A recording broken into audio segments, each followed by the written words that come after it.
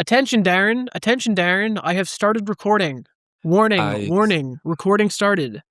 I saw, Max. I saw that you did that. You didn't give me fingers. You just shouted out like that. Yeah, no, Yeah. I figured with the 3, you can see the 3, 2, 1 on the screen, and then I can. Yeah. Yeah, I count on your visual acuity to catch that, and then I can see. I give you the auditory, audio. sure. The audio. The auditory warning. Okay, got it. I've got it. Oh shoot! You know what? I forgot something. And you're not ready. Yeah, sorry. I forgot my sunscreen. I should put some sunscreen on, shouldn't I? Yeah. We're going on a picnic, Max. All right, yeah. Let me throw some sunscreen on real quick. I'll do that while the intro plays. Okay. I'll run up while the intro plays. All right. But then we should start with, hey everyone, I'm Darren. And I'm Max. And we are the Froze Bros. All right, I'll be right back.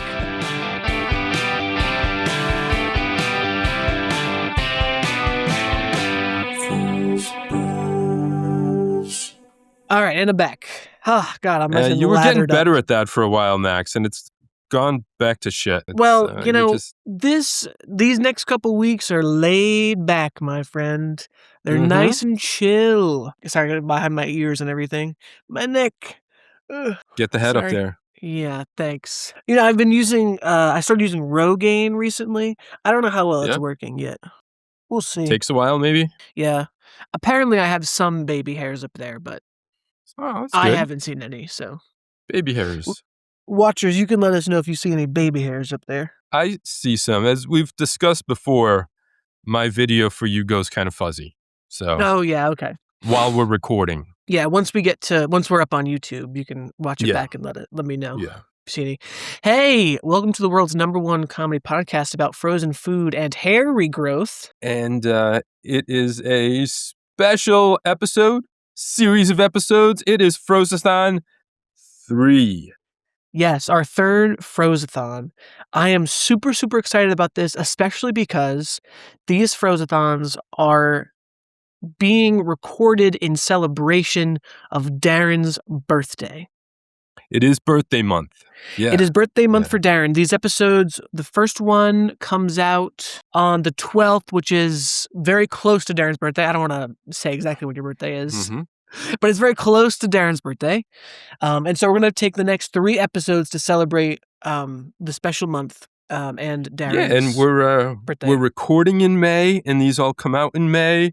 That doesn't always line up that way. Sometimes we're celebrating something that is happening in a different month from when we're recording. It's true. And this is actually, I was thinking about this for the Salisbury steak episode. Our segment was frozen flan, and that episode came out on Cinco de Mayo. So we're we're really on top of things these days, We're celebrating. We didn't acknowledge Star Wars Day. But I don't know what we could have frozen. Maybe Han Solo and carbonite or something? I don't know. Exactly. I'm just throwing it out there. Maybe some blue milk. I don't know. Blue milk. We could have had some drinks. But we are having drinks later. I've got some Noble Mix in the freezer, still doing its job in the bag. Yeah. What is it called again? The Lemon Meyer? Meyer Fizz? The Meyer Lemon. Meyer Lemon? Meyer Lemon Fizz. Meyer Lemon Fizz. Mine is also doing its thing in the freezer currently. Hoping to have that sometime today, but if we have to sync that into a separate recording to get it in the Frozathon. Yeah. So you'll hear it sometime. I was just a little late. I didn't do mine till this morning. A little behind the scenes. I was a little late doing mine. I'm sorry. I did too, but I woke up early. I stumbled out of bed at 7 to shake this bag. Yeah. We'll talk more about it when we actually drink it. But, okay. There may be a reason why it's taking longer to freeze than usual. It might be the fizz part of that Lemon Meyer Fizz. With Noble Mix, it's always worth the wait. Absolutely. Wink. I just winked for anyone just listening to the pod. And until then, I've got a Spindrift pink lemonade on our picnic. Ooh, very nice. I just tried the pink lemonade for the first time, and I fell in love. What a really, really great addition to the rotation. Island Punch has had us in a chokehold over the past couple weeks. Island Punch. I don't think I've had that one. Oh, it's so good. It's really, really good. Spin-off podcasts. Gonna make a note. Yeah, make a note. Making a note. The Island Punch Spindrift is really good. But the pink lemonade, they nailed it with that too. It's got cherries, lime juice, lemon juice. It's really good. They do a good job. Now, so we've said that these are Darren's birthday episodes. For my birthday, Darren put together an amazing trivia episode for me, invited Sean on the pod, and I was super, super happy and very grateful that he did that. Now, yeah, we had the games of the Frozas Maximus. The Frozas Maximus. Was it the Frozas yes, thank Maximus? You. Yes, it was. Had an absolute blast doing that. And I really wanted to find a way to return the favor, so to speak. And so these Frozathon episodes will be a little bit shorter. The reviews, the main part of the episode will be a little shorter for these because the end segments for these Frozathons are going to, we're going on a special adventure in the end segments. Darren we're playing a kind of tabletop role-playing game where Darren will solve a murder mystery. And so make sure you stick around. We'll see if I solve it or not. I'm confident in you. I'm confident in your ability to do it. But stick around to the end of the Frozathon episodes to hear that. I'm super excited to get that rolling. I think we're going to have a lot of fun. Nice. Okay, let's waste no more time. Let's get right down to it, Darren. On with it. Tell me what you've been eating. What I've been eating, Max. See, here you go again. You switch it up. When I expect the what's in your freezer, you go to what you've been eating. Sorry. I like to keep you on your toes. I'm a spontaneous guy. See, it maybe makes some sense, though, Max, when it's just you and me, when it's a bro-episode. We sort of know what's in our freezers, right? I mean, we can... Yeah, we've done this so long that we could probably name, I don't know, 3 to 5 things that are in each other's freezers. Do you want to try? No. We got enough games. We don't want to drag this out. We'll try that for another time. Okay, sure. We'll actually make what's in your freezer a game at some point. Sure, okay? I'll take a note of that. But other times you ask people what's in your freezer when we started with what you've been eating. But, I've hassled you a little bit about that. Sean's given you some shit about that when he's been on the pod. Yep. I got to commend you on that for this time. I think when we have new guests especially, it is worth asking what's in your freezer. Because if you had not done that, we never would have heard about Lucas's jeans and trash. That's true. That's true. He never, he certainly, I hope he hasn't been eating it, so we definitely wouldn't have heard about it. So if the question were what you've been eating, and I don't know, based on what was in his freezer, maybe nothing. But, yeah. He did send us a picture of the jeans and trash in his freezer, and there were some dum-dum lollipops in there. There were some dum-dum lollipops. There was something else in there. We were going to post... You asked his permission. We've maybe even posted a photo of that by now. We used it somewhere. Yeah. There was something else in there. And when I sort of enlarged it a little bit and looked, whatever that other thing in there was expired too. It was Trader Joe's almond croissants. Yes. Yeah. So maybe all for the best that he doesn't eat anything from Trader Joe's. Yes. And I'm glad... anything. Yeah, and we're foregoing the news segment for these episodes. So thankfully we don't have to talk about Trader Joe's at all for this episode, right? Right. Is that true? That's true. We're not going to talk about them. Yeah. Phew. Maybe, yeah. Well, we got something planned instead of news for this episode. And actually, I got something for the next one, for Frozathon 3 Part 2. That I might share with you also. An idea that I had. Okay. Inspired by Trader Joe's. Okay. Yeah. I got to make a note to tell you about this. Oh, a lot of note taking for this Yeah. Frozathon. That's interesting. I'm so sorry. You mentioned we're doing something instead of news, and we talked about it just before we started recording, but I already forgot what we're doing instead of the news. So please remind me. Max, your what we're doing brain instead has of the been news. like this lately. Yeah, I'm sorry. Yeah, you check your phone because you should have brought it up already. We talked about reading Yes, some of the thank you. comments Mhm. on I Reddit remember. Yep, that got we it. got when we tried the Hot Pocket. see, now I'm doing it. The Hot Yeah. Pockets. It's contagious. Yeah. So yeah, it's 2 weeks ago now that we had Hot Pockets. I tried it for the first time. And we put this on frozen dinners on the subreddit, and I think there might have been 1 or 2 people who came to its rescue, but overall the comments were, at best, these aren't as good as what they used to be, and at worst, this shit is not fit for consumption. Yeah. So on Yeah. for those listeners who have never been to the Frozen Dinners subreddit, when you post something, you give it a score out of 10. And so Darren averaged our 2 scores. I think I forget what we gave, like a 3, a 2 or something, I forget. But I it think, averaged, whatever it yeah. was, it averaged out to about 5 out of 10. Darren we posted pictures, wrote a short little, summary of our review. Yeah, And so if you're on Reddit, go check it out, and then follow us on Reddit too.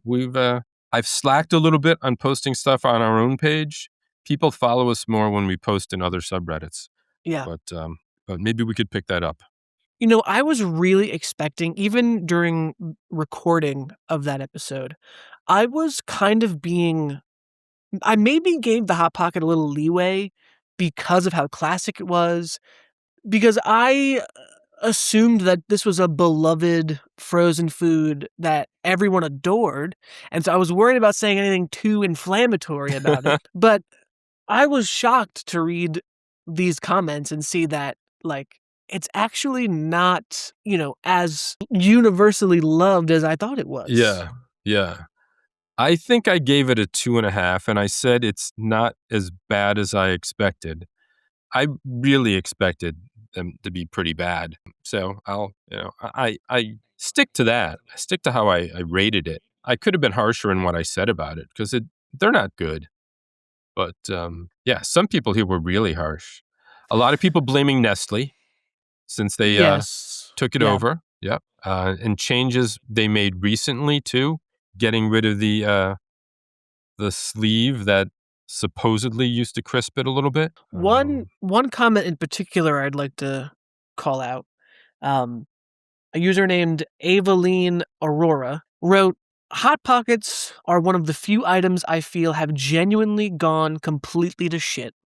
I think a lot of the times people exaggerate changes for the worse, other than obvious shrinkflation. But Hot Pockets are nearly fucking inedible now. Yeah. Give me a Screamin' Sicilian or Uno Stromboli any day. I'll never forgive Uno, at least if any stores still carry them, I'll never forgive Uno, especially for scrapping the buffalo chicken ones entirely." So another comment, I had one recently, utter trash. Disgusting. I don't care how cheap they are on sale. I won't buy them. Yeah, they're all 99% saying the same thing. People miss the lean pockets. Don't know if they were better. They're gone apparently. See, this one person commented Pizza Hole 9323. This is this is more the vibe I was expecting from all the comments. Look, I'm not going to pretend that Hot Pockets are some great gourmet hoity-toity entree, but there are very few things when you come home drunk at 2 a.m. that are better to put in than pepperoni pizza or meatball and mozzarella Hot Pockets. I don't know if I would do them as a meal, but they are definitely in the snack hall of fame. I was expecting, a myriad comments like this. Yeah. Did I use that right? I think so. Okay. Yeah, someone else calls them diarrhea pockets. Ugh. Yeah. And yeah, a couple comments that the filling is much less than it used to be also, which I can't comment on, but we did note that it sort of fell down inside and you got That kind of a is open pocket. That's normal for the, all the Hot Pockets I've ever eaten in my life. They've all done that. They all kind of slosh to the bottom. Look, I didn't notice a huge difference between how they used to be. Maybe a slightly different crust. The inside was pretty much the same to me. But well, this is our lesson, Max. We don't need to hold back on our opinions. I guess not. No. Yeah, and it would have been pretty fun if people loved these too and just completely trashed us, because that would have gotten us just as much attention. It's true. Maybe even more comments. This post got 51,000 views. 51,000. Nice. It's crazy. Yeah. 139 up rankings. What do they call them? Upvotes. Yep. Oh, boy. Yeah. Anyway, yeah, so watch out for more Froze Bros content on the Frozen Dinners subreddit. Throw us a follow if you feel so inclined to keep up with our reviews. And thankfully, we're not getting, people aren't complaining about us hawking our podcast in the subreddit. They really demand authenticity. Yeah. So just that one time where I threw our logo on the pictures. Yeah. I have to say, just as an aside here, wonderful photos of the Hot Pocket, especially the one where you've got it kind of crossed. It's kind of posed. That's very nice. Yeah. Food photography. If anyone's looking for a food photographer, maybe that's my next career. It could be your new calling, for sure. We didn't talk about what we're going to eat today, I don't think. Crap. Yeah, no, we didn't. And it might be time to start heading in that direction. Sure, yeah, let's get on into it. So we're having a picnic. We talked about being outside. We're having a picnic. Yes, we're having a picnic. Yep. I got my sunscreen on, yes. Uh-huh, you did. Yep. I notably did not put sunscreen on a couple weeks ago on the day that we recorded with Lucas. And, yes. So you already have a toned down a little bit, but you have a nice base. You have a base. I put some sunscreen on this morning. Yeah. Good. Yeah, for our first, so the theme of this Frozathon obviously is picnic, spring picnic to be precise. And Darren has chosen the 3 foods. Being his birthday, he was given the honor. So yeah, I don't know that people necessarily bring frozen foods on a picnic, but of course, we're they could. Forcing it a little bit. Yeah, you might not be able to eat them hot, but find a way. Who knows? I don't know. Maybe the picnic's in your backyard. But, where there's a froze, there's a way. Yeah. We're starting with an appetizer with Farm Rich, a company that we have never tried anything from yet. We'll talk more about them after the break. And we got their jalapeno poppers. Hell yeah. I'm really excited to talk about these. Yeah. Not the first thing you think of when it comes to a picnic. But No. No. But not a bad choice, I thought. Not a bad choice at all. These Farm Rich was about due. And definitely. Yeah. And then we're going to have some fried chicken, which can be a picnic food, I think. Yeah, could be. I mean, listen, anything could be a picnic food if you set your mind to it. Okay? Eat it outside and it's a picnic food. Exactly. Right. Exactly. Right. And then to wrap everything up, I think I'm most excited for the dessert today, to be honest. I am too. Yeah. Ice cream, a newish brand ice cream for bears. Ice cream for bears. Yeah. I'm so interested to try. It's like sweetened with honey or something. Yeah. I've seen this for a while. Wanted to try it. I haven't tried anything from them yet. So we'll see what that is like. Very nice.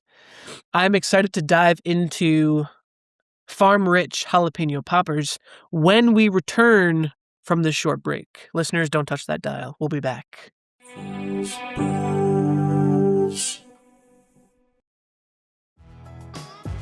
This episode of the Froze Bros is supported by you, the listeners. And right now, you can help the bros by heading to thefrozebros.com to buy us a cold one. Your support keeps our freezer stocked and our podcast chillin'.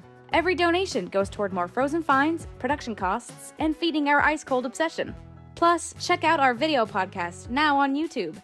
Find links to our channel and more at thefrozebros.com. That's thefrozebros.com. Thanks for keeping it cool.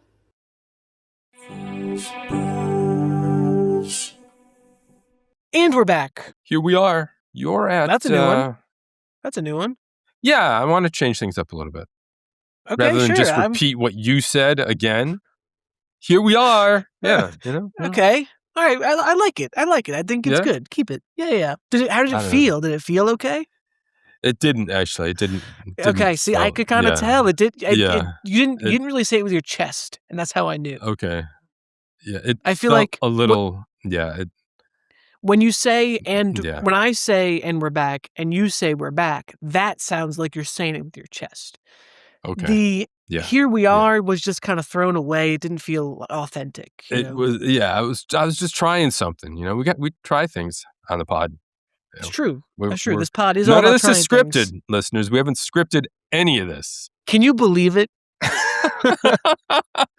Can you even believe that we honestly forget script? We barely think about the episodes before we start recording. Mm-hmm. Exactly. Anyway. Yeah. We barely even read because I just noticed as we sat down that these are not even jalapeno poppers. They're jalapeno peppers. Breaded jalapeno peppers filled with cream cheese. I feel like that's an unfortunate typo. I think it's pretty standard, though. I think these are poppers for sure. They are. It's one of those things that that some company has trademarked, and everyone else still uses anyway. So officially, Farm Rich can't, but we're gonna call them jalapeno poppers anyway. Yeah, fuck you, Farm Rich. So whoever's got that trademark, come and get us. What do you want to tell us about Farm Rich as a brand? This, I didn't know a lot about this. I've seen this all the time. I've probably had these before. I've had other Farm Rich products.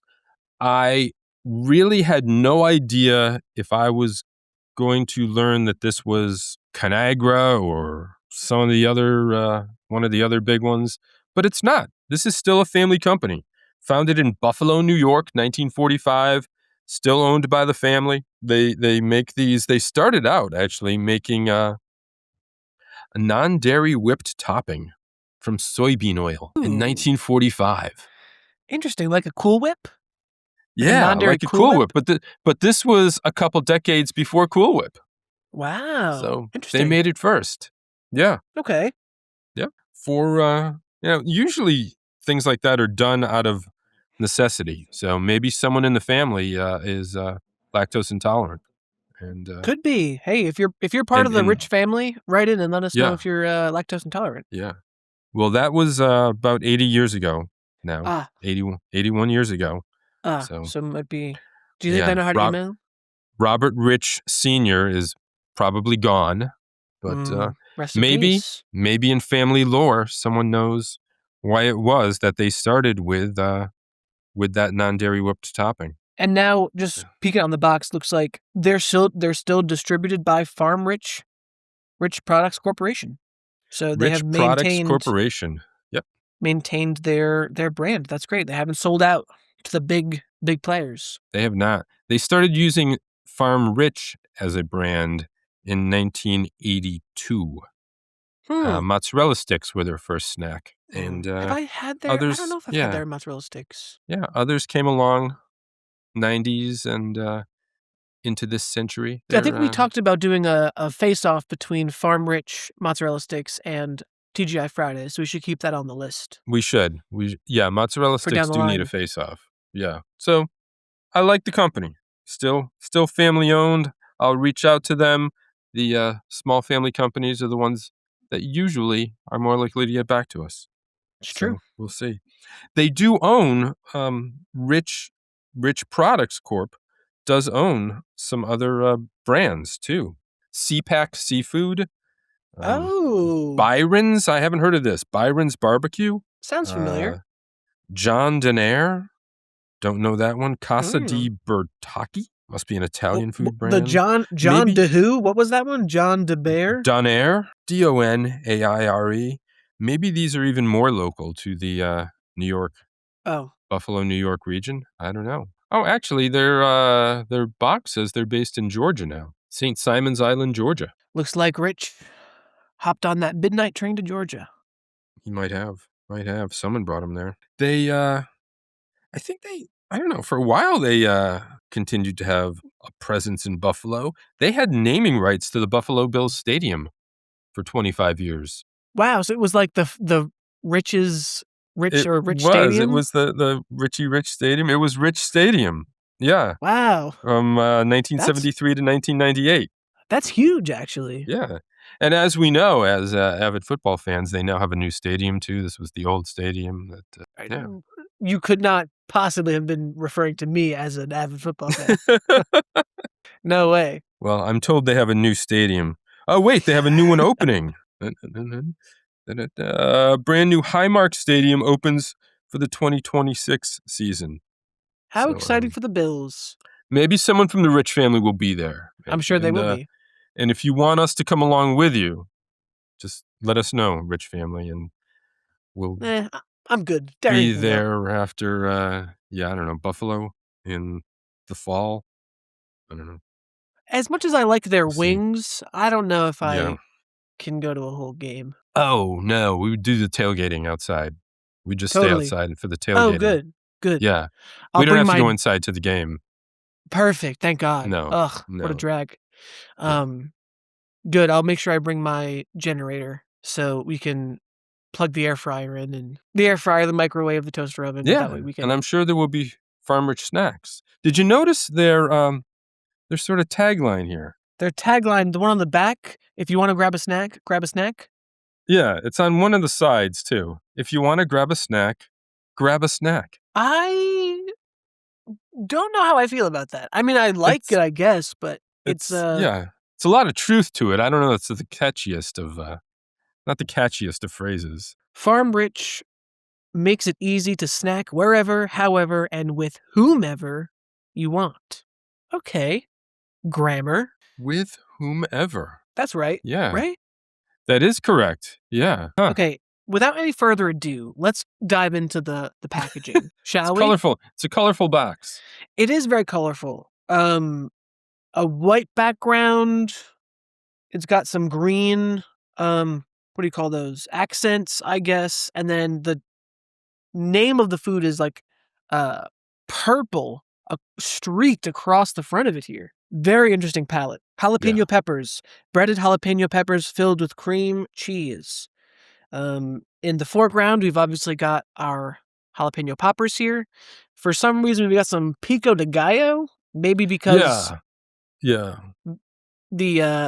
jalapeno peppers are, used in Mexican cuisine, I guess. I don't know. Yeah. I tried doing something a little similar when I made them, but really you can't dip into you can't dip these into anything like that. No, and I wouldn't. They're good they're fine as is. Yeah, they are. They are. And we'll talk about it later. Here's what throws me. There's a big kind of badge on the front of it here. It says made with 100% real cream cheese.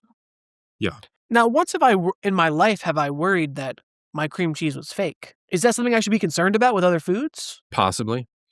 I think they're maybe just trying to mirror what some other companies do with the cheese, that they're like pizza slices or pizzas promote that they're made with 100% real cheese. But they don't have that little real dairy logo on here. But yeah, we would assume, Farm Rich, that this was real cream cheese. And beyond that, what does that mean? Like, does it mean that their ingredients meet the scientific qualifications of being, you can call it cheese because we put X and Y and Z ingredients in it? That's what I assume it means. Yeah. But I just thought it was interesting to slap that right in the front. I'd be more concerned about the jalapenos. I want to make sure the jalapenos are real. Cream cheese is cream cheese. Well, yeah, they're real. What else could those be? I don't know. Assuming that those are real. I'd like a little assurance, though. Yeah. They are the first ingredient listed, so... that is true. I'll assume that they're real. Yeah. Moving on to... Okay, we've got... One side has got the taglines we were talking about, cooking instructions on the other side, and on the back, we have a beautiful little diagram here of the popper. It's got arrows pointing to it. Lovely. A crispy golden breading, rich cream cheese, mildly spicy jalapenos. How can they be sure that they're mildly spicy jalapenos? Everyone's taste buds are different, Farm Rich. Don't assume. Yeah. Don't assume my tolerance level. Our jalapeno peppers are made with 100% real cream cheese, stuffed in mildly spicy jalapeno peppers, and are coated in a perfectly crispy breading. Crispy is in quotes here, which is... Crispy. Yeah. It's in quotes and has some of those emphasis lines. Yeah. Perfect for snacking, entertaining, dipping, and sharing. Try dipping into ranch dressing. Okay, I may. Yeah. Don't push me. Very pushy package. The ingredients list isn't too bad for breading. The cream cheese and jalapenos should have short lists of their own. I'm getting confused reading this package because jalapeno peppers. See, you're doing. I think you're doing it too. Like, the product itself is called jalapeno peppers, and so, but that's also the name of the. That's the name of the. I was gonna call it a vegetable. A pepper is a vegetable, yes, or does it have another name? It is. Okay. Well, is it also a fruit? It has seeds in it. That's what I'm thinking. Yeah, it's a vegetable though. I think we can safely call it a vegetable.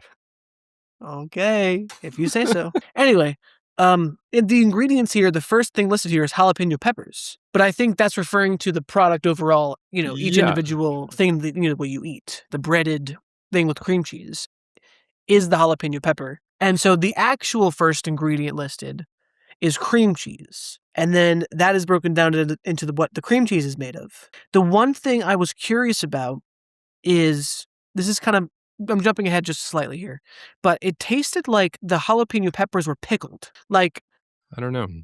You can tell the difference between a raw jalapeno and a pickled one, can't you? Yeah. These are, something's done to them. Yeah, definitely. It's something. Not raw. They do something to these. Maybe they are just, cooked. I was going to say sautéed, but they're not sautéing these individually. I don't know. I'm jumping the gun here. For nutrition facts, 3 pieces, 220 calories. That's a lot. 5 grams of saturated fat. That's 24% in your daily value. Sodium. Oh my God, 600 milligrams. Yeah, that's high. That's high for only 3 pieces. And I ate more than 3. Oh no. Yeah. 22 grams of carbs. I don't know. I mean, whatever. I'm just saying, like, for 3 pieces, that's a lot. These numbers are high for only 3 pieces. Yeah, but it's a snack food. It's breaded, fried. It's not entirely trying to be healthy. No. So you know what you're getting yourself into. You know what? If you want to grab a snack, grab a snack. Boom. There you go. Yeah. I'm sold on the tagline now. Sold on it. Yeah. Ease of cooking. How did you cook yours, Darren? Air fryer. They've got 4 different ways here, right? Oven, toaster oven, home fryer, meaning deep fryer there, and air fryer. I kind of wish I had a home fryer sometimes. It sounds messy, and smelly. Oh, it would smell so bad.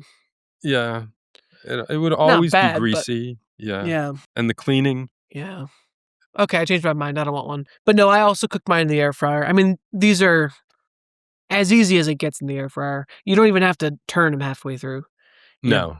Throw them in for 8 minutes and that's it. I think I might have mentioned before, when I got an air fryer, jalapeno poppers were the first thing I tried. I don't know if it was this brand or some others. But it was the first thing I put in there. Yeah. Very nice. For food safety, quality, and thorough cooking, please follow the instructions. Keep frozen until ready to prepare. Product is not ready to eat until fully cooked and to an internal temperature of 165 degrees Fahrenheit. Did you check your internal temperature? Never. I never do that. I never do either. Never do it. That will come up during the next chicken episode, but we'll talk about that when we get there. Okay. Yeah, probably should. So yeah, ease of cooking, easy as hell. No stress at all. You know why you have to, why they want you to check for temperatures, even in something like this that is pre-cooked? Because freezers do not kill bacteria. They're still there. What are you saying? Sort of dormant. It's just sort of dormant. And it needs to be cooked to fully be healthy. Darren, I've been putting my jeans in the freezer for the past week. This has been debunked. 2 weeks. This has been debunked. What do you mean it's been debunked? No. Read our blog, Max. You got to read our blog. So you're telling me I got to take my jeans out of the freezer and start cooking them to kill the germs? Absolutely, I don't think so. I don't think so. Put them in the air fryer. My jeans in the air fryer. Or you got to bring your freezer's temperature down to at least negative 80 degrees. Oh my God.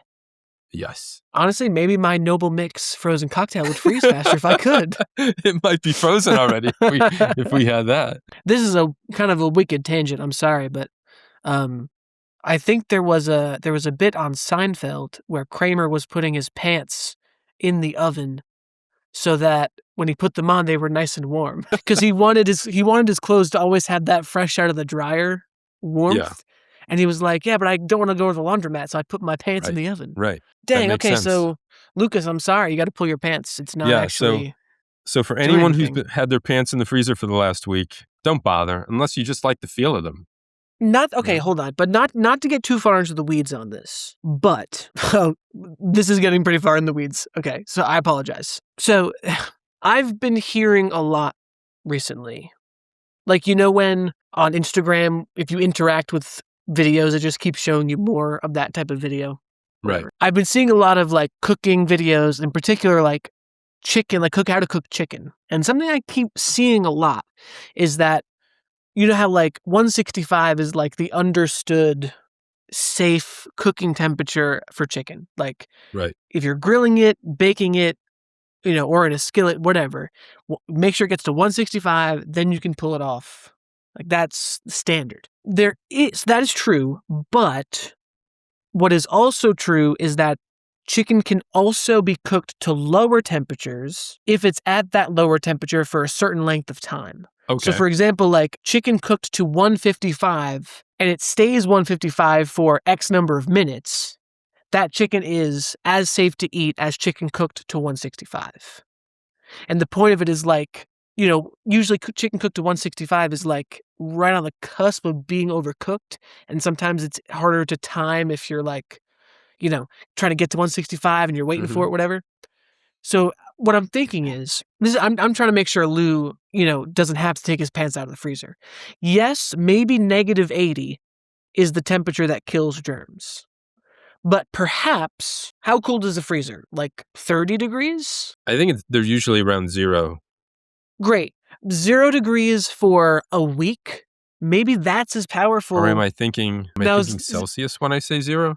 You might be, yeah. I think freezers are generally like 30. Yeah. High 20s to high 20s to 30. I almost said late 20s. High 20s or so. So maybe it's like if you keep your pants in the freezer for a week at those high 20s, it kills the germs. I don't know. In the same way that chicken. Sorry, that was way off. My bad. Sorry, I know we're pressed for time with these. If the germs are just sleeping now, it's just like they're just sleeping. It doesn't matter how long that nap. It doesn't matter how long that nap is. I don't know. Maybe. Okay. But maybe it would just be such a long period of time that it wouldn't make it worth it. I mean, also, I don't have any plans to eat my jeans, so I don't think it'd be unsafe. I don't know. So theoretically, if I want to cook chicken at 150 degrees, just set the oven for 150. If the chicken comes up to that temperature of the oven to 150 and stays in there long enough, it's safe to eat. It's safe to eat. Yes. There's a chart. There are charts online that tell you all this information. Okay. Probably quite dried out. But yes. And it's like 150 for like 2 or 3 minutes. If you tried to cook a chicken from like raw in the oven at 150, that's going to take hours. Perhaps days. Right? Perhaps days. I would think so. Yeah. Speaking of perhaps days, let's make sure that this episode doesn't go on for perhaps days. All right. So let's get back to this box. No, we're done with box. We're on to appearance. Yeah. Well, we talked about how we made it. We both made them in the air fryer. Air fryer. Yeah, sorry. We're getting back on track. Not complicated. Don't even turn them. Yes. Nope. Okay. Now, appearance. They look like jalapeno poppers. I mean, what else can you say? Yeah. They look like they do on the box. They're oval-shaped, brown, crispity, crunchy looking type deals. These weren't cut-out shapes either, where every one is exactly the same. I saw some that were a little almost rectangular. Some had that more triangular jalapeno pepper shape. Yep. So, and then once you bite into it, you can very clearly see the layers of the crust, Yes. the cream Yeah. cheese, and then the jalapeno pepper on the bottom. Mm-hmm. So it actually does look almost exactly like it does on the box when you bite into it, except the cream cheese filling looks a little more liquidy than It what appears on is. the box. Yeah. Because it's hot and I mean, you warm up cream cheese and it's going to get liquidy. Yeah. Speaking of it being liquidy, good segue into taste and texture. Every single bite into these, I had cream cheese filling exploding out the other side. Yes. Yeah. Okay. Glad it wasn't just me. Wait, like shooting out the other side of... Like, I take a bite and that cream cheese shoots across the room and like splatters onto the wall. No, I didn't have that. Oh, okay. I had it, it's getting a little drippy on the side that I'm biting from, but no. Oh. Nothing was shooting across the Really? other side. No. I bit into one, it shot across the room, ricocheted off the wall, and hit me in the eye. It was bad. Really? So be careful. Yeah, be careful with these. And they're cooked to 165, so it was also that's quite hot. a burn. You got a hot shot in the eye. I'm cutting that. That's cut. So the breading was definitely spiced. There was flavor to that breading. Yeah. The cream cheese tasted like cream cheese. And how would you rate the spiciness of the jalapenos? Would you call them mild? I would. I thought so. Okay. Yeah, they tasted pickled to me. I feel like they probably used pickled jalapenos. They're cooked in some way, and it's not roasted like you would get if you just put them directly onto a roasting pan in the oven. I don't know if they just sort of get this way from being in the breading and cooking. Maybe. Pickling would involve some sort of liquid ahead of time, and they're not saying that they do that. And is there any sort of vinegar in the... Not that There's I see in the... acetic acid in the ingredients, Yeah. sodium benzoate as a preservative. But yeah, the jalapenos had kind of like an acidic kind of taste to them, so maybe that's where that comes from. Yeah, overall, I like the taste of these. I think the breading, jalapeno, and cream cheese obviously worked very well together. Honestly, this is probably like, in terms of food inventions, this is a pretty good one to put together. Jalapeno peppers with a nice cream cheese to mellow out the spice, wrap it all up in a fried breading is genius, kind of. It is. I didn't love the breading so much. What do you mean? I think I don't know what it was about it. Jalapeno is good, cream cheese is good. The breading just sort of gave me this, and maybe it's this particular box, just sort of this freezer burnt taste to it. Interesting. I didn't get that at all. Yeah, maybe it's the box I got. It was properly packaged. The inner package was sealed. The date, I'll confirm that with everyone right now. This has over a year left, best by June 29th, 2027. It's not that they're old, just something tasted off on the breading to me. Interesting. Yeah. Sorry to hear that. Other than that, I still liked them, but just wasn't wowed by them because of that. Did you also have the experience of your jalapeno pepper, well, pretty much everything on the inside falling out, and so you're just kind of left with the crust breading? Yeah. I mean, no complaints. I enjoyed the breading. I'm just curious if that happened to you. I should mention, too, the 8 minutes in the air fryer was the perfect time. Mine came out very crispy and had a good crunch to them. I think I did give it the full 8 minutes. Yeah, and I put more than half a box in there. It says for half a box, but I put in more than that, and then I did the rest of them because we ate the whole box of them. Nice. Whimsy? Is this whimsical? Here's what I'll say. Yeah. I think the product itself is whimsical. I don't know about the packaging or the brand. Yeah, I agree with you. Certainly jalapeno poppers are whimsical, for sure. Yeah, and I don't think Farm Rich is doing anything to add whimsy to the product beyond that. I changed my mind. No, I think there's a little whimsy in the branding of them. I mean, come on, look at that logo with the sun and the swirly above the eye, and then you got this big purple whatever that is. Yeah. Oh no, I like the packaging. Nothing wrong with it. It's just not getting me more excited about them than the jalapeno itself did. Okay. I'll give it a little whimsy. I think it's on that side, certainly. It's not cringe at all. Definitely not cringe. No. Good. I'm glad we're agreed about that. I'm checking right now what I paid for them. I got all of my Frozathon products today on sale. Good for you. I paid about $7 for my box. Woof. Yeah, well, I woof paid indeed. $5.99. Yeah. So I'm not sure what I think without these being on sale, I probably would have paid over $7. Wow. I don't want to say that for sure, but it would have been at least $7. This also looks like, I'm looking at the other ones. It's about the same. Pretty standard for Farm Rich in terms of price. But yeah, I think $7.99 is a little steep for these. Maybe. Yeah. I mean, but again, these could be like a special occasion type food as well. All right. At some stores up near me, I'll call you out, Stop and Shop. These are $8.99. Oh my God. For the same number of poppers? Same box. Oh my God. Stop and Shop. Yeah.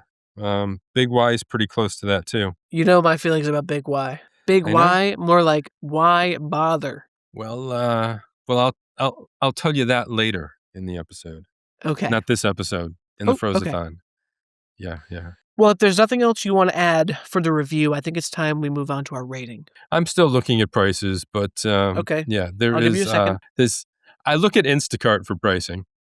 It's not always correct when it comes to inventory, but it's right about pricing.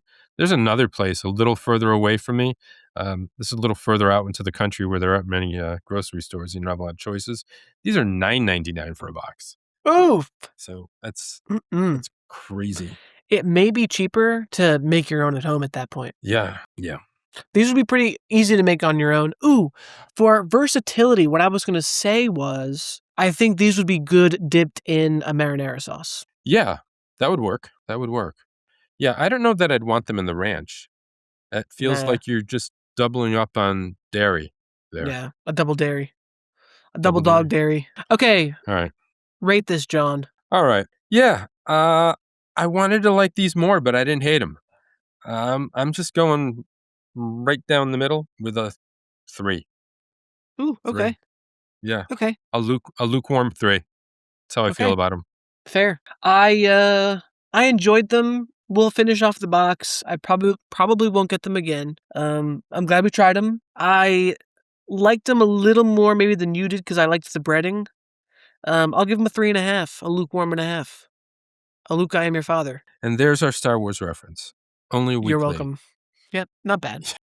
Excellent choice for our first. Yeah, excellent choice for our first installment of this third Frozathon. All right. So, little break, and we'll be back and see how this thing goes.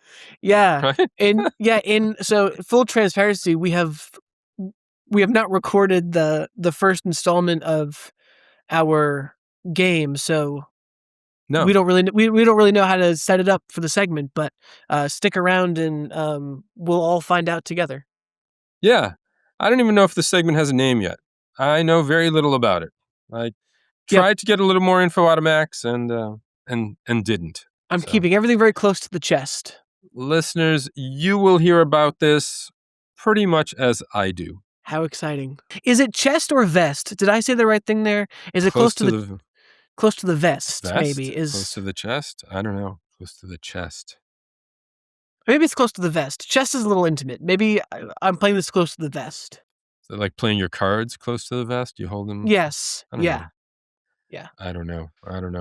We'll find out. We'll find out that and more. When we come back, I'll tell you.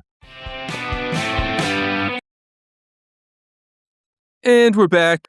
And I did some research while we were away. There is some dispute, actually, about which came first, close to the chest or close to the vest. It seems likely close to the chest, which is still used more often in the UK and Commonwealth countries, and close to the vest is used a little bit more in the US. Ooh, I don't know if you saw it in my face, but I could feel a tangent brewing. Yeah. In my, I know many follow-up questions. We've got a lot to do, so I could talk for 10, 20 minutes on this, but Probably. But I won't. We're going to try to keep this short and sweet. I just want to take a moment to kind of set up what our listeners are about to hear. We are about to go into the first installment of our murder mystery role-playing game. In this first installment, we'll hear some exposition, we'll meet all the characters, and kind of set up the story, which will play out in 3 parts. So stick Just around. like the Frozathon.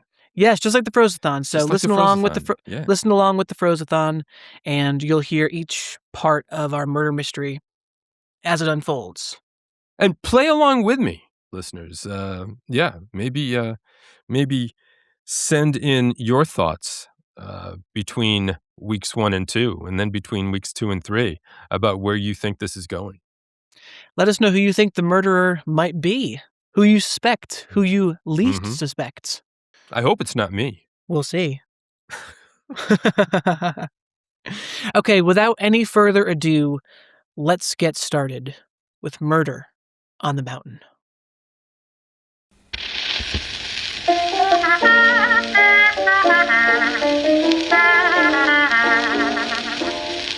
I've got a hard-working man. The way he treats me, I can't understand. He works hard every day, and on Saturday throws away his pay. Now I don't want that man, because he's done gone holding hands. Now I've tried hard. And we're back. We have now moved from our normal podcast location into the dead of winter. It was once May, and now it is wintertime in the Berkshires, in the remote western part of Massachusetts. Hidden from the rest of civilization, hidden away, there's a snowstorm tonight. The driving snow is pushing giant mountains of powdered fluff across the hills, the wind howling through the trees. Hidden among these trees is a large house. Are you taking notes? You're taking notes. I am, yeah. Hidden among these trees is a large house, the home of one Carl A. Swanson. Carl is a frozen food magnate, of course, founder and owner of Swanson Foods. And each year for the past 3 years, Swanson has been holding an annual dinner party for a small, select number of guests. And they have reason to celebrate. That's 3 record years of frozen food sales. Of course, he invites the founders of other famous food brands to his home. Swanson is a man who's stubborn and ornery, he's known to be, but he's also very generous when the situation calls for it. He can be very generous. So within this home, we enter just in time as dinner is being set. Our guests are eating a delicious spread of Stouffer's Salisbury steak and mac and cheese, fresh out of the microwave. In the dining room, there are 5 guests with Swanson. Darren, why don't you start by introducing your character, and then we'll go through the other folks sitting around the table with you. My character is Harvest Low, the Oyster King and CEO of Low Tide Seafoods.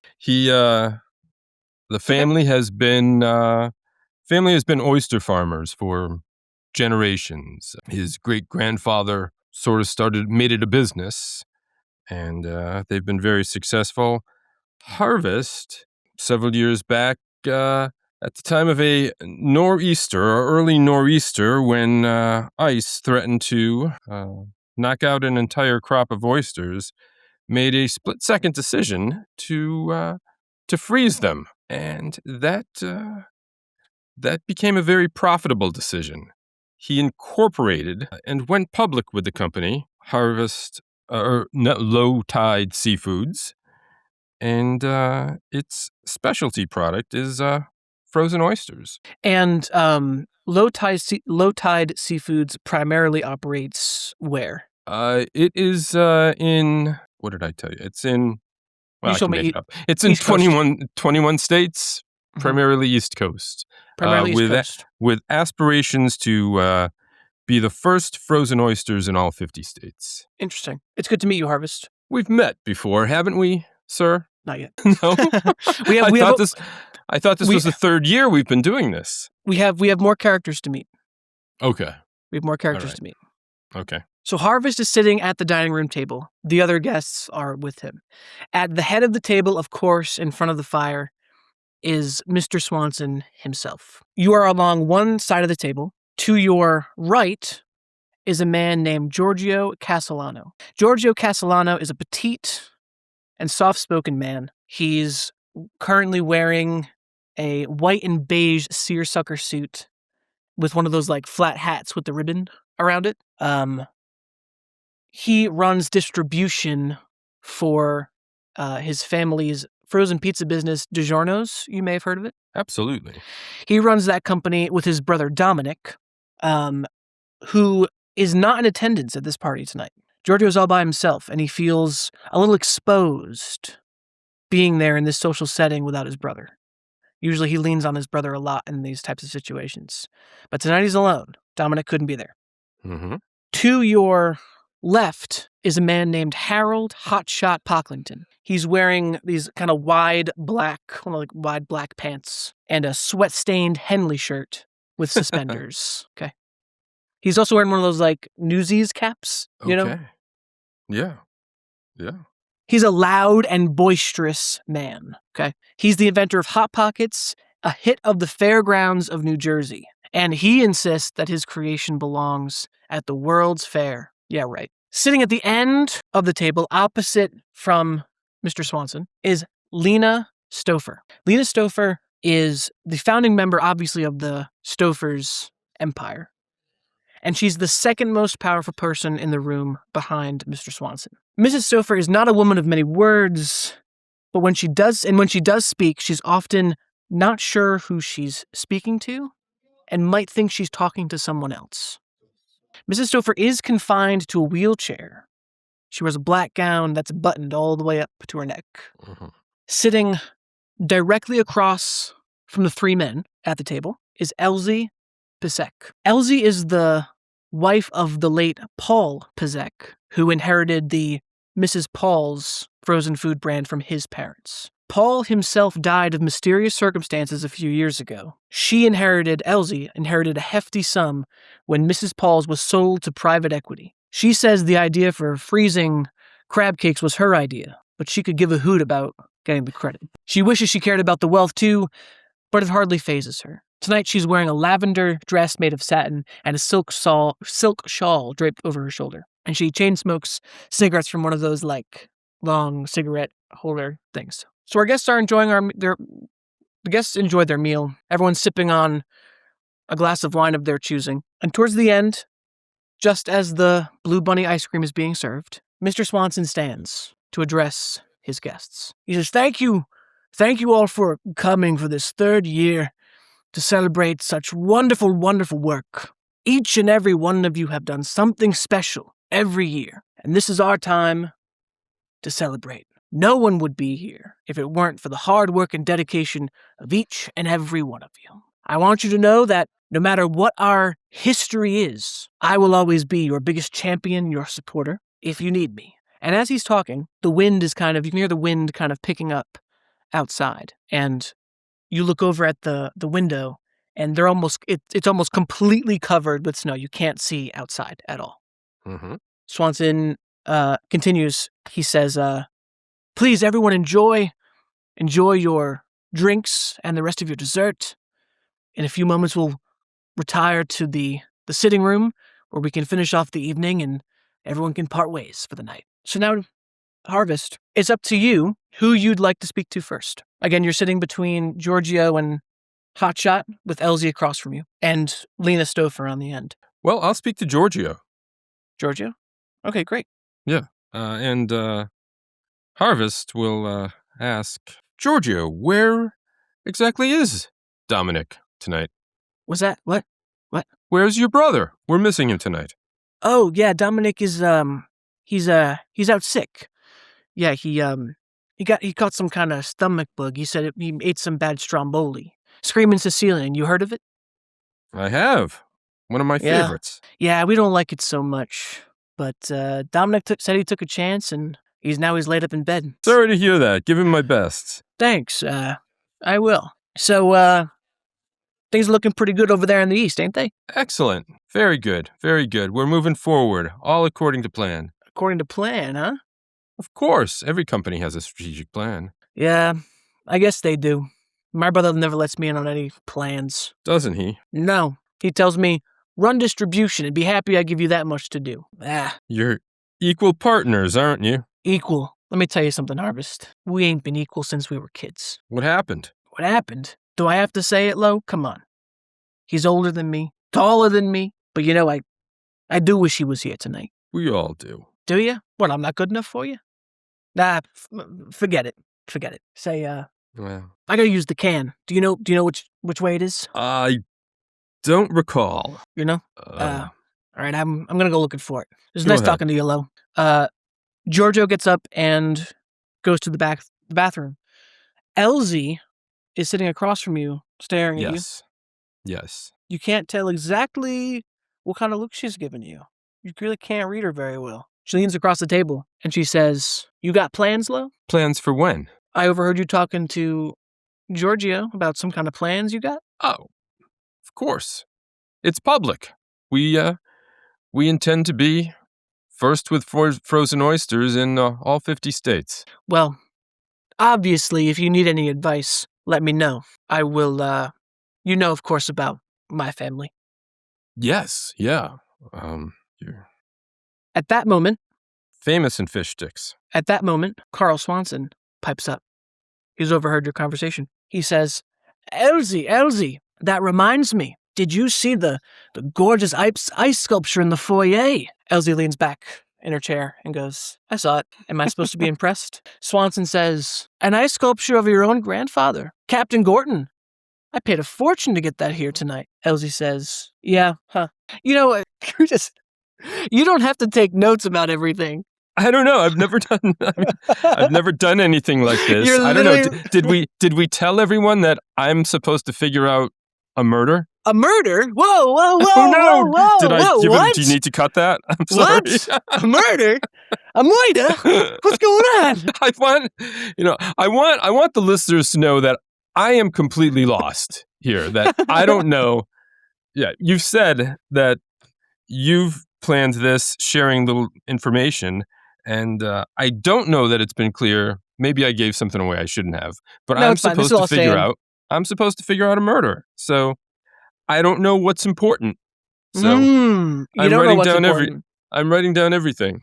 Listen, I've never done any of this before either, so this is new for me too. No, completely new to me. We're both new. Okay. If they hadn't seen it, there is a sculpture of Captain Gorton out in the foyer.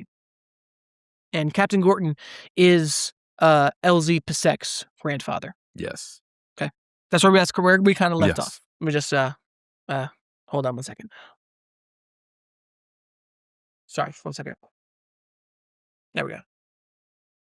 So we've got a nice sculpture of Captain Gorton out in the foyer. That's when Hotshot Pocklington starts banging on the table. Yes, I seen that. I seen it. Beautiful sculpture, Mr. S. Beautiful sculpture. Captain Gorton standing up there, up on the bow of that ship. Hey, Elsie, did he really have a big spear like that? Elsie goes, how should I know? Well, you're his granddaughter, ain't you? Come on, you should have known he got a spear or something. I don't know. Beats me. I never seen any spear. Hotshot leans to you, and he goes, the hell is her problem? Well, Hotshot, she may not remember her grandfather. He died at sea when she was pretty young. Yeah, I guess in that kind of business, that's the kind of thing that happens. At that moment, when Elsie hears him say that, she storms out of the room. She leaves. Whatever. Again, you notice the wind is still howling outside, and in a moment, there's a large kind of crack and everyone rushes to the window that kind of looks out into the backyard, but the window is just covered with snow. You cannot see out of it. Hotshot kind of like peers over. He's the tallest there. He kind of peeks over like where the snow has piled up. And he goes, oh shit, a tree fell down out there. Snow's really, really freaking bad tonight. That's when Swanson is still, he wasn't as quick to the window. He's still at the table. He goes, well, it's not safe for anyone to travel tonight. Not in this kind of weather. If you're comfortable, everyone is welcome to stay here for the night and travel in the morning in the light once the snow subsides. I have room for everyone. That sounds good. That's when for the first time you hear Mrs. Stouffer's wheelchair kind of like turning. The wheels are like squeaking against the floor. And she goes, am I staying another night too, Carl? Carl Swanson says, yes, Lena, you can stay as long as you need to. Lena goes, oh, good. Thank you, Carl. Carl says, okay, why don't we all move to the sitting room and finish our drinks while I prepare everyone's bedroom for sleep. Now, if everyone needs a drink, there's a bar in that room. And so the whole party kind of moves into the sitting room, and everyone's kind of sipping on drinks. They're talking. Eventually, Carl prepares the rooms. He says, okay, fellas, Harvest, Harry, and Giorgio, you will be on the second floor, just up the stairs here. Pick any room up there. The ladies will stay on the first floor. Mrs. Stouffer, of course, has been staying in the room next to mine off the foyer. He calls out to Elsie. He says, Elsie! She appears around the corner. She's still wearing her silk dress. You haven't seen her since she stormed from the table. Carl says, Elsie, do you mind helping Lena, Mrs. Stouffer, get ready for bed? She says, let me prepare myself first, and then I'll come for her. She kind of slithers back around the corner. At this point, Giorgio, who's sat next to you on the couch, he says, you focus a lot on the distribution for your oysters, don't you? Oh, of course. Of course I do. Yeah. We've been having a little problem lately with our trucks getting shaken down. Shaken down? How? Yeah, they get, they're driving along the highways. It's a long journey. We distribute all over the country, and sometimes we hit a highway that ain't so friendly. Trucks get stopped by roadblocks. A couple goons pop out, beat up my driver, and take off with my truckload of pizzas. You ever deal with that kind of thing as a oysterman? Never. Haven't lost any oysters. Yeah. Should be so lucky. Sometimes I wish I could just... I don't know. How much loss are we talking? He kind of like looks around to see if anyone else can hear him. How much actual loss, or how much do I tell my brother about? I see. You see what I'm saying? I see. I got a problem, Lo. I got a big fucking problem. Hey, maybe you could help me. How? Well, you deal with a lot of big, tough East Coast guys, huh? The sailor types, Yeah. Harvest close to shore, so sailors aren't involved, but... Yeah, but come on, the guys that look for oysters, they gotta have, they're big, strong men, right? They know how to shake someone down, don't they? Yeah. Longshoremen. Right, good. Yeah. Yeah, that's what yes, thank you. That's the word I was looking for. Thank you. Yeah. Thank you, yeah. Someone tough. We really need some tough guys. That's what the world is missing these days, is tough guys. That's when Harold hears that little comment. He goes, ha! Tough guys. I grew up with tough guys. The world doesn't need any more of them. You think you're a tough guy, Harvest? You think you're a tough guy? Not as tough as you, Hotshot. That's right, Harvest. That's right, Harvest. Hey, get this, right? There was one time, so, of course, I grew up in the New Jersey fair scene, right? Right. Me and my 7 siblings would go out with my mother and father. We'd set up all these fairgrounds all across the state. And this one time I got into this scrap with this big guy, this big, huge guy, over a funnel cake of all things. Guy thought, hey, I had, the guy thought I had, scammed him. Guy thought I'd scammed him out of a funnel cake. A funnel cake? Yeah, he said I was making them too small for the price. I said, hey, buddy, I know what I'm doing here. I'm in charge of concessions. What do you think I'm doing? Think I don't know you don't think I know what's going on here? Fucking kicked his ass. Beat him to a pulp. Giorgio says, you did now? Harold goes, yeah, ain't nothing. Just takes that kind of Ha! You know, when you're in this business. It does. So everyone starts to retire from their from the sitting room. Giorgio and Hotshot. Well, okay, sorry. So during that conversation about big tough guys, Carl has returned to the room, and he's sat in his big armchair by the fire, and he's got a glass of wine in his hand, a glass of white wine, and he's hearing this conversation about big tough guys, and he says it takes more than muscle. You know, it takes more than muscle to run a good business, boys. Have I taught you nothing over the past few decades? And Giorgio and Hotshot kind of like deflate a little bit because they've been kind of riled up by this conversation. And Carl says, Harvest, do you still have production problems like we talked about during that ice freeze a few years ago? Have you fully recovered from that? Fully. Absolutely. We've figured out the freezing process, taken full advantage of how to best freeze oysters and send them as far as we can get them to transport them. That's it. Transport them to markets around the country. Good. Always happy to hear that, boy. See, that's a man that knows how to use his brain.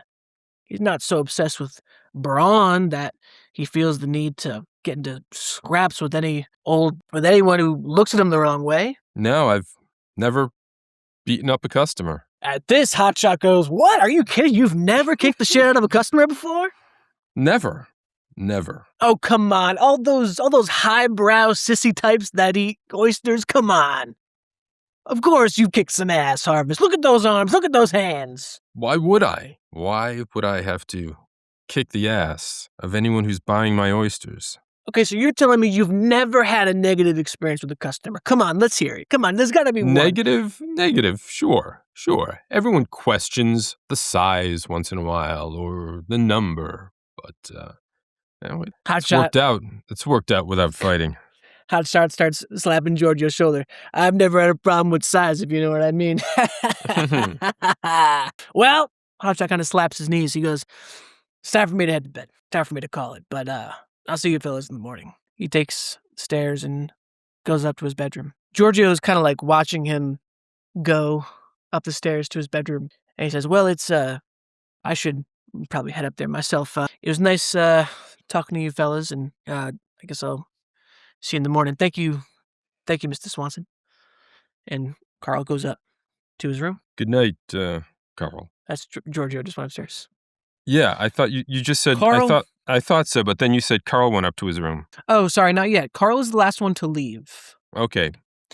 So now good you're... night, Giorgio. Night, Giorgio. Carl is the last one to leave. And the last three folks in that room now are you, Harvest, Carl, and Mrs. Stouffer in the wheelchair. Swanson, again, he's sitting there with his white wine.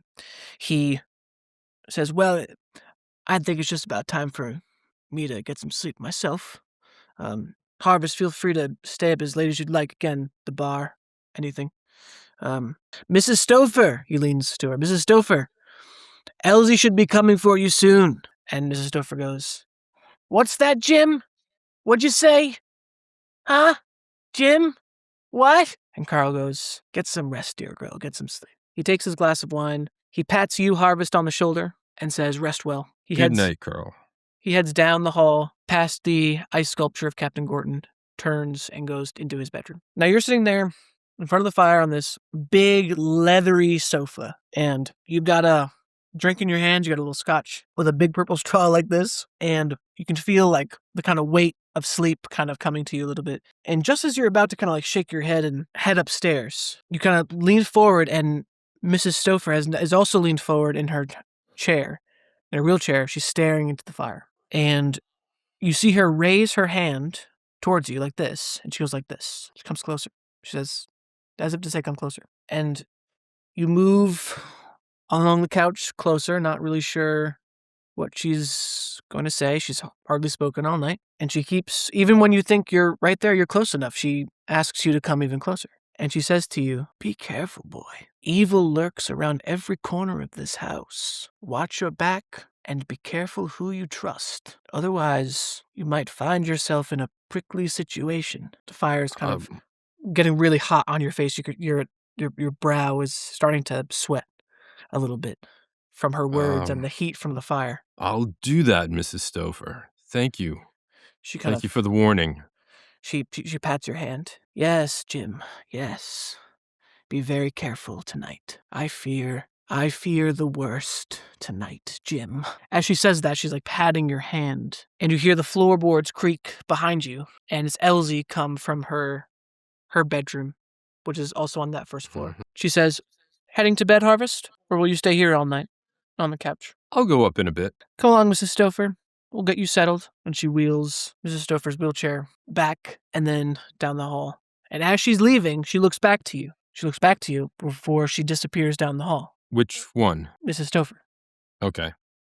And she goes like this. She kind of pats her cheek under her eye and points to you as if to say, watch. So now you're alone. In the sitting room, you polish off the rest of your scotch. The fire is starting to dwindle, and eventually that weight of sleep is just really becoming impossible to ignore. And so you throw the last couple ice cubes from your scotch glass onto the last few coals that are burning in the fireplace. Make your way upstairs to your bedroom. As you're walking down the hall, you feel two big hands grab onto your lapels and pull you into one of the bedrooms. When you're slammed against the wall, you're looking face to face, inches away from Hotshot. He says, what did that old bat say to you? Did she threaten you? She thinks she's somewhere else. It's nothing. I thought I heard she was telling you to watch out. That sounds like a threat that's a threat where I come from.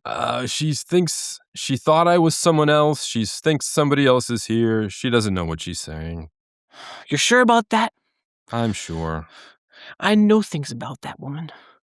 I think that whole wheelchair doesn't know where she is. That's all an act. What makes you say that? I know things, Lo.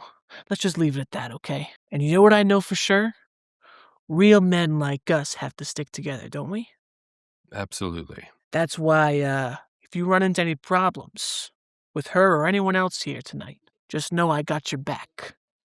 And he kind of pulls open his blazer, and under his arm, he's got one of those, like, holsters, those shoulder holsters, and you can see just the glimmer of the butt of a snub-nosed revolver under his arm. And he says, you run into any trouble, Lo, you come find me right here in this room. You got that? You come to me first. Got it. All right. Will do. Well then, get some sleep, old boy. He kind of pushes you out of the room. You're back in the hallway. You start trudging your way back down. The adrenaline from Hotshot kind of shaking you around has kind of woken you up a little bit. And you're making your way back. Now you're making your way to your bedroom. You open the door and you close it behind you. And your bed is like, you know, the bed from like A Christmas Carol. It's got like the big poles with like the canopy and the drapes and everything. 4-poster bed. 4-poster bed, yes. Yeah. Thank you. It's got that kind of the drapes over it. There's a bedside table with a lamp. And there's a glass of water set on the table for you. You go to it, you take a sip. And just as you're about to remove your shirt, you hear a knock on the door. I'll go to the door to open it. Okay. You turn the knob and you crack it open, and you see through the small space, you see Elsie's face. She says, Harvest, let me in, please. Please let me in, Harvest. Please. What's wrong, Elsie? I don't know. I put Mrs. Stouffer to bed, but I can't sleep. I can't seem to calm down and relax. Please let me in. I'll sit with you downstairs for a bit if you'd like. No. We should stay here, please. Please let me in. Let me take you back downstairs. All right, okay, come on in. Okay. No, come on in. Okay. No, I know when I'm not wanted. Turn me away if you must. It's so hard to relax in a house like this. It is big and creaky and dark. I didn't see any help. Any servants, did you? No. Swanson does it all himself. He insists on it. Does he? I offered to help.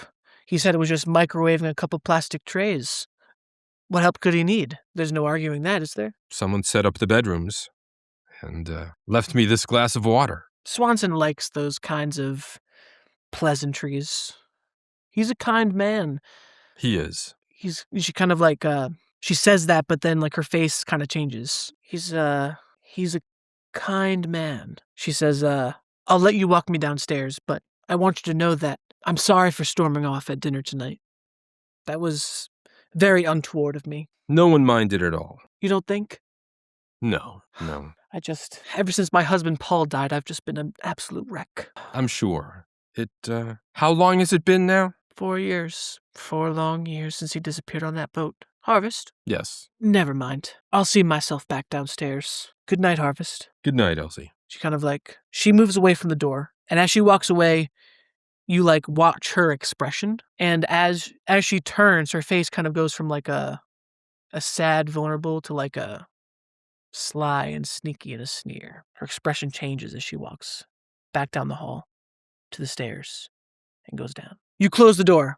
Finally, you're alone. The adrenaline from being shaken up by Hotshot is kind of like worn off now, and that weight of sleep is kind of coming back to you a little bit. And you change into your bedclothes, you climb into bed, and just as your head hits the pillow, you hear a telephone ringing. It rings 3 times, and on the 3rd ring, you hear one of the doors, you can't be sure which one, but you hear one of the doors on that 2nd floor open. You hear footsteps cross the hall, go down the stairs until the ringing stops. You don't hear anything else for a few moments, and you're wondering, did someone pick up the phone? Who could possibly be calling here so late at night? Then you hear footsteps come across the 1st floor, up the stairs, back towards the hall, back down the hall, and then back into the room. Strange.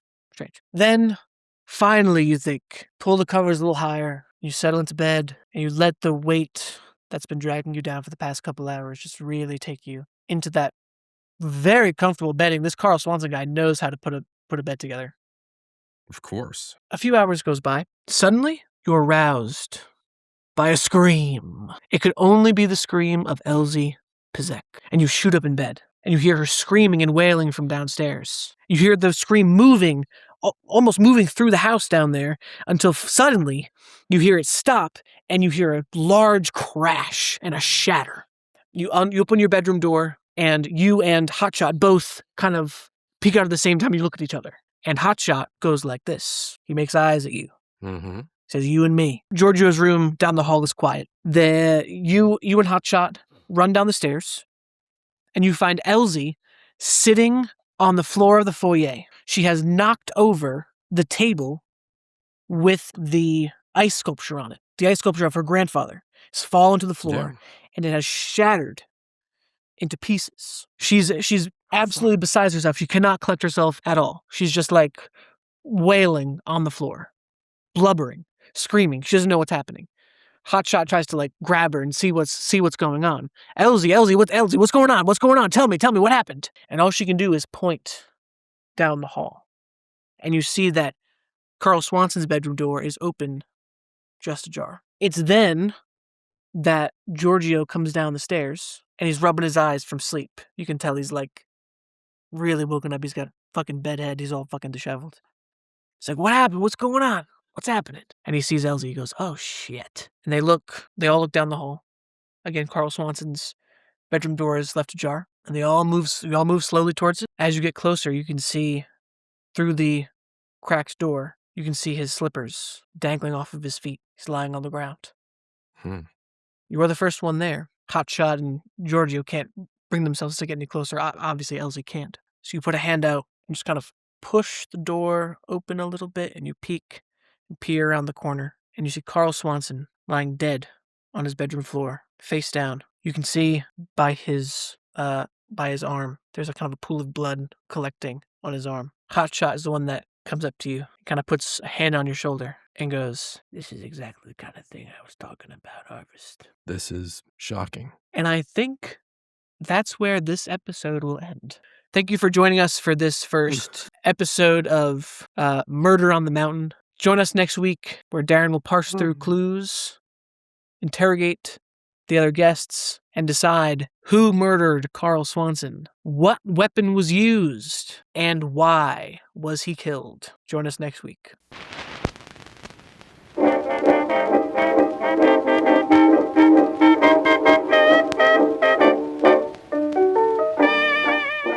Thank you to Substrates for the theme music. You can check them out at substrates.bandcamp.com. Find us online at thefrozebros.com.